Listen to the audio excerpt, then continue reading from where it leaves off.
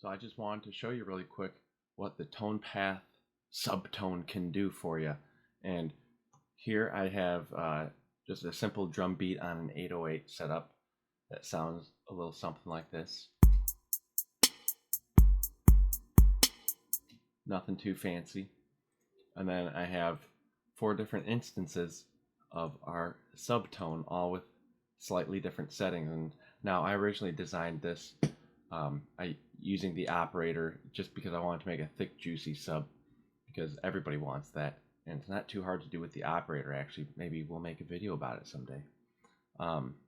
So I got a pretty nice, sub bass tone, and I made this little bass line. It's nothing too fancy.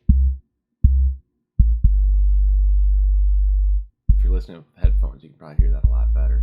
And I don't want to blow anybody's ears out, but if you could really crank it, it sounds great. And now I've taken that same bass line and I've just put it on all these other tracks. Now I've shifted the octave. And on this one, I've shifted the bass line over by a beat. So we have our bass line going like this,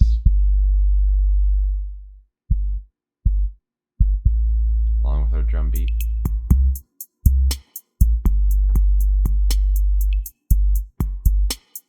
And then we add another subtone.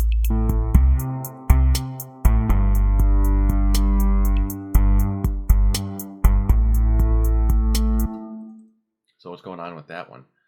I set the jazz color knob to 2, which will turn on our power chord rack, but it won't turn on our jazz chord rack yet. So we can get power chords with this one.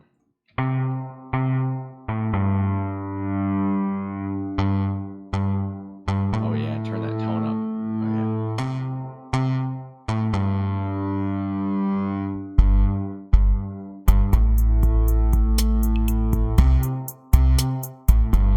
Let's see what the other ones sound like. I've adjusted the delay and the reverb and the stereo width of it, and this one has the jazz color, which introduces extended harmonies automatically. Just by playing one note, you can get some extended harmonies in whatever key you're in, and you can get some cool effects with it. Let's hear what everything sounds like together.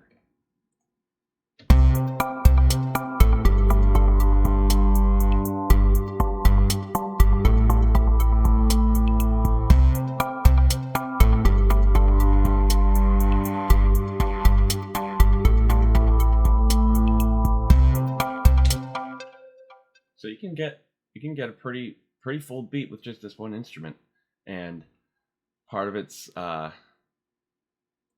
thanks to a lot of creative grouping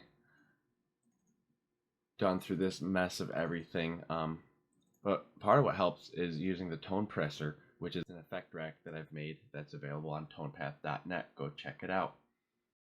And I have the tone presser on there, which helps me get some overdrive nice and easily, and do some gain, some input gain and output gain, and you get some reverb on there and some compression. And then also I use the tone presser on my master channel just to get a little bit of, just to do a little bit more compression there, and that helped me really easily get a much better sound than I was expecting, honestly.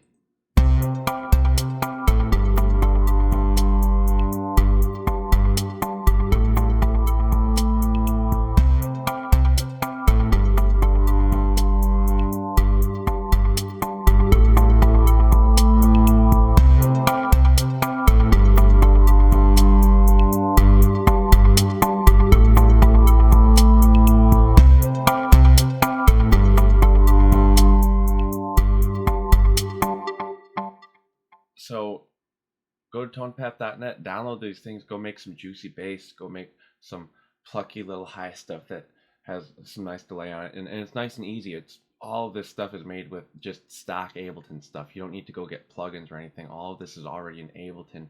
You can learn how to do all of this all on your own, and it just takes getting creative and having fun. So please check out tonepath.net, subscribe to this channel, drop your email at tonepath.net. We'll only email you when we have new free stuff like this, and maybe even not every single time. Just we don't want to bother you, but when we have a decent amount of new stuff, we'll let you know.